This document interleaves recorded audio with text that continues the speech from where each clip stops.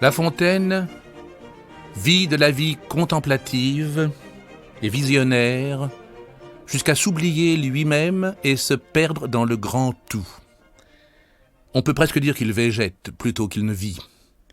Il est là, dans le taillis, dans la clairière, le pied dans les mousses, la tête sous les feuilles, l'esprit dans le mystère, absorbé dans l'ensemble de ce qui est, identifié à la solitude.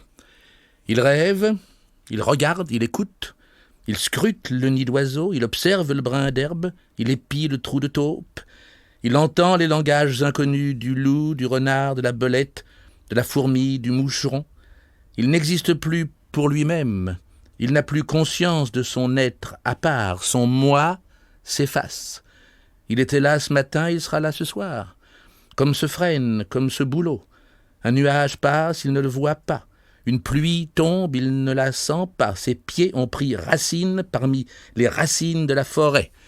La grande sève universelle les traverse et lui monte au cerveau, et presque à son insu, il devient pensée comme elle devient gland dans le chêne et mûre dans la ronce.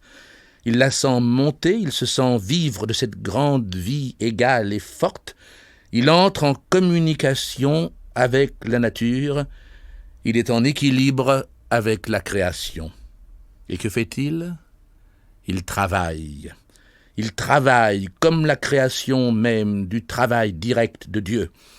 Il fait sa fleur et son fruit, fable et moralité, poésie et philosophie, poésie étrange, composée de tous les sens que la nature présente aux rêveurs, étrange philosophie qui sort des choses pour aller aux hommes. La fontaine, c'est un arbre de plus dans le bois, le fablier,